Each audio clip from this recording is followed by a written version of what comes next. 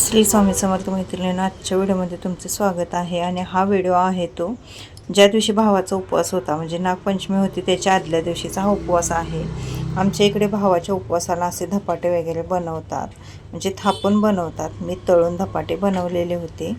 आणि आज आमच्या इकडे असं पिवळा दोरा घालायचा असतो, स्त्रियांनी गळ्यात घालायचा आणि पुरुषांनी हातात बांधायचा असतो. तर दोरा घेतलेला आणि त्यामध्ये हळद घालून मी पिवळा करणार आहे. नागोबांनासुद्धा हे दोरे आमच्या इथं घालावे लागतात. प्रत्येक भागाला पद्धत ही वेगवेगळी असते. तर आमच्या भागाला अशी पद्धत आहे, 2 दिवस घालायचा आणि मग तिसऱ्या दिवशी ते नागोबा ज्या दिवशी आपण काढतो त्या दिवशी हा दोरासुद्धा काढायचा. आणि नागोबा आम्ही शक्यतो जे आपण आळं गाठलेलं असतं बघा, म्हणजे वेल लावलेले असतात आपले, त्या वेलामध्ये किंवा झाडामध्ये आम्ही नागोबा ते ठेवतो. तर तिथेच हे दोरेसुद्धा विसर्जित करायचे असतात. आणि त्यानंतर हा व्हिडिओ आहे तो ज्या दिवशी नागपंचमी होती, सोमवार होता बघा, त्या दिवशी पहिला श्रावण सोमवार, तर त्या दिवशीचा हा व्हिडिओ आहे. तर मी महादेवाच्या पिंडीला अभिषेक घालत आहे. दही, दूध, साखर, मध, केळ तुम्ही घालू शकता, पण ते काय माझ्याकडे नव्हतं त्यामुळे मी घातले. साधा सिंपल असा अभिषेक घालत आहे. ओम नमः शिवाय किंवा नमः शिवाय म्हणत तुम्ही अभिषेक घालू शकता. मी सुद्धा ओम नमः शिवाय म्हणतच अभिषेक घालत असते.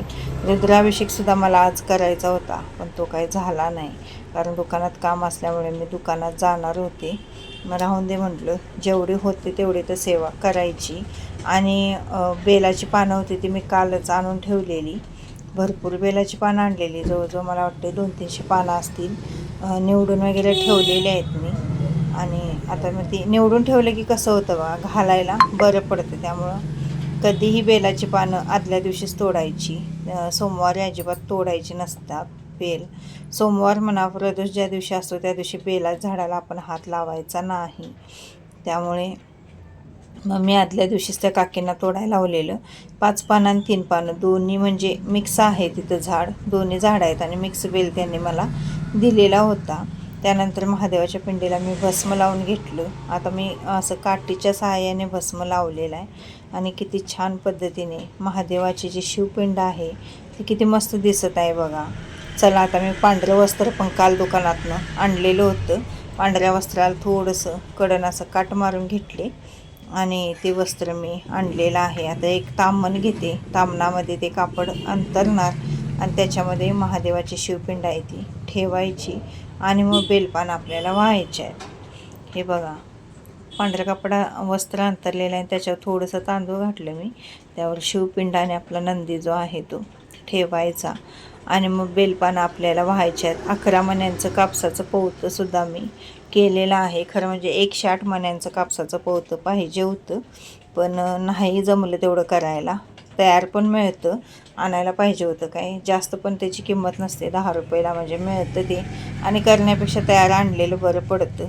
मी गेल्या वर्षी सरळ 4 पोती तसली आणूनच ठेवलेली, म्हणजे प्रत्येक सोमवारी जायला नको म्हणून, आणि ते एकदम आणून ठेवलेलं बरं पडतं बघा. त्यानंतर आता ही अष्टोत्तर नामावली आहे. नित्यसेवेचं जे पुस्तक आहे त्यामध्ये अष्टोत्तर नामावली दिलेले आहे. आणि एक नाव घेत मी बेलपान उलटं वाहायचं आहे. आता 3 पानं आहेत, 5 पानं आहेत, असे मिक्स बेलपानं आहेत. आणि ज्यांना लिहिता वाचता येत नाही त्यांनी नुसता ओम नमः शिवाय म्हणत जरी बेल वाहिला तरीसुद्धा चालेल. 108च व्हायचा असेल तर 108 मोजून ठेवा आणि नुसता ओम नमः शिवाय म्हणत तो बेल आपण व्हायचा आहे. नाहीतर मग कोणतं असेल तर त्यांना आपली जी जपमाळ असते ती घेऊन बसायला लावायचं आणि जसं ओम नमः शिवाय म्हणतील तसं मग आपण एक बेलपान व्हायचं आहे. पूजा कोणती पण करा तुम्ही, खरं केल्यावर इतकं छान वाटतं आणि आपल्या घरातलं वातावरण एक वेगळंच होतं. आता हा 5 पानाचा बेल आहे. आणि कालच मी माळाला जाऊन धोत्र्याचं फूल आणि फळ घेऊन आले आणि ते तोडत असताना काटा घुसला असला वाईट बोटामध्ये, खूप म्हणजे अजूनसुद्धा मला दुखत आहे. स्त्रीने काढलेला आहे तो काटा तरीसुद्धा दुखत आहे. आणि तिथं भरपूर अशी झाडं होती, पण तिथं वीटभट्टी असल्यामुळे त्यांनी माती सगळी टाकलेली आहे, त्यामुळे धोत्र्याची झाडं सगळी पूर्ण मुजून गेलेले आहेत. नाही तर गेल्या वर्षी एवढी भरपूर मी फुलं फळं सगळं घेऊन येत होते. आज जी फळं आणलेली आहेत ती फुलं आणलेली आहेत ती सोकलेलीच आहेत. म्हणजे ते फूल त्या दिवशीच उमललेलं होतं रविवारी आणि मी ते तोडून आणलं. म्हणजे ते सोमवारी पूर्ण कोमजून गेलं. मी फ्रीजला ठेवलेलं होतं तरी पण ते कोमजून गेलं. आणि फळासने मात्र खूप म्हणजे धोत्र्यात जे फळ असतं त्याला खूप काटे असतात बघा. तोडत असताना धोत्र्याचे जे झाड असतं त्याचं पान तोडून घ्यायचं आणि ते पान धरूनच मग आपण ते फळ तोडायचं आहे.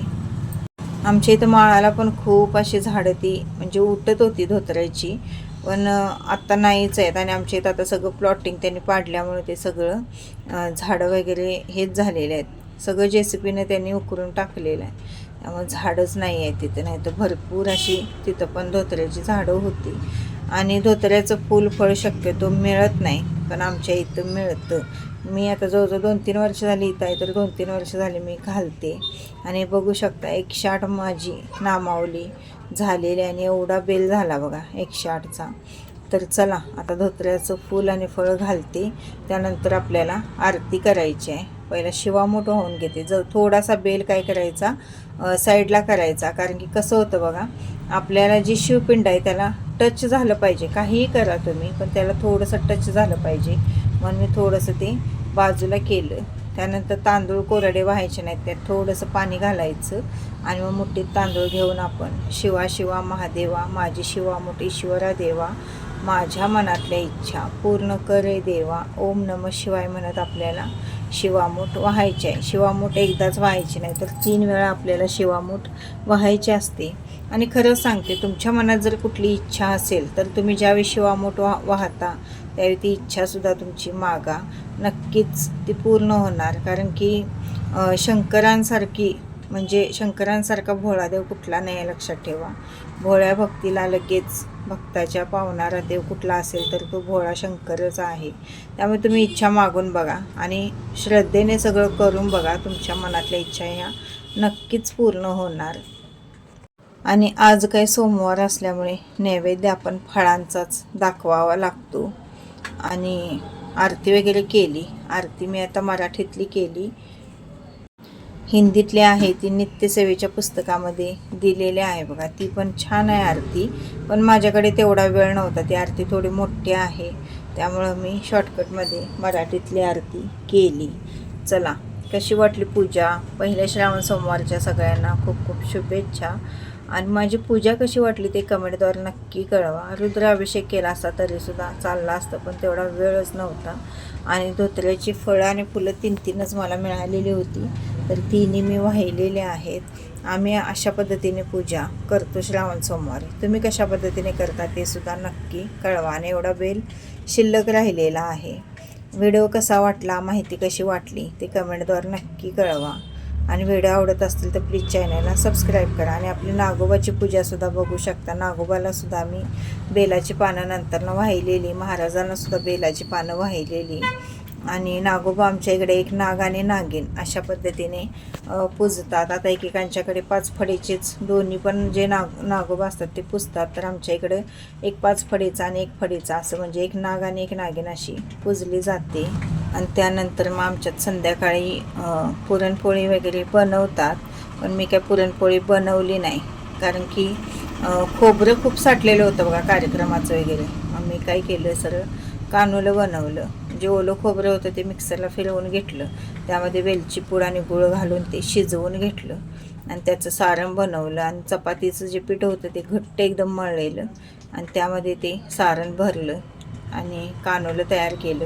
कानोल्याला मुरडसुद्धा आज आमच्या इकडं घालत नाहीत. असं म्हणतात बघा की नागाच्या फळीवर मुरड घालायची नसते, लाटतसुद्धा नसतात. ते कानोले असतात ते अशा हाताने जे गोळे बनवतात आणि ते कानोले केले जातात. मी लाटले तर पण आमच्या इकडं लाटतसुद्धा नाहीत. असं म्हणलं जातं की नागाच्या फळीवर लाटायचंसुद्धा नसतं.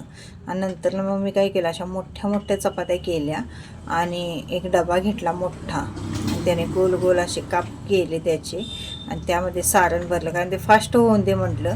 वेळ झालेला, मला दुकानात नाही यायला 8 वाजलेले आणि तिथनं पुढं मग मला ही सगळी तयारी करायची होती. झोपायला त्या दिवशी जवळजवळ 11:30 ते 11:45 वाजले.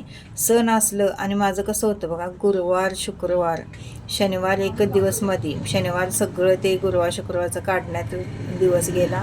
त्यानंतर रविवारी धपाटे बनवले कारण भावाचा उपवास होता आणि तोपर्यंत सोमवारी आणि हे म्हणजे माझं एक सारखं रुटीन असं चालू होतं. इतका कंटाळा आलेला मला अक्षरशः, म्हणजे स्वयंपाक करायला पण नको आणि खायला पण नको, गप झोपावं वाटत होतं. तरीसुद्धा मी मला वाटते 15 ते 20 कानोले बनवले, कारण हे कानोले आहेत ते आमच्यात आवडीने खातात, त्यामुळं मी जास्त बनवले. सकाळी पण मग राहिलेले कानोले खाल्लेत सगळ्यांनी मिळून. श्रीला तर खूप सारण वगैरे हे आवडतं आणि हे काय मी तळून घेतले नाहीत तर उकडून घेतले. उकडलेलेच कानोले हे छान लागतात, नक्की करून बघा. खूप छान पद्धतीने म्हणजे हे कानोले खायलासुद्धा लागतात. जसं आपण मोदक बनवतो बघा त्याच पद्धतीने, फक्त मोदक आपण काय करतो तर तळून घेतो. उकडून घेतला तरी पण चालतो मोदक, पण शक्यतो तळून घेतात. तळून घेण्यापेक्षा असे उकडलेलेच छान लागतात.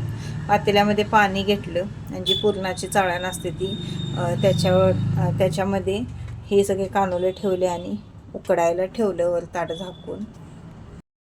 तर मैत्रिणींनो, आमच्या इकडे तर नागपंचमी अशा पद्धतीने साजरी केली जाते. तुमच्या इकडे कशा पद्धतीने साजरी करतात ते सुद्धा कमेंटद्वारे नक्की कळवा.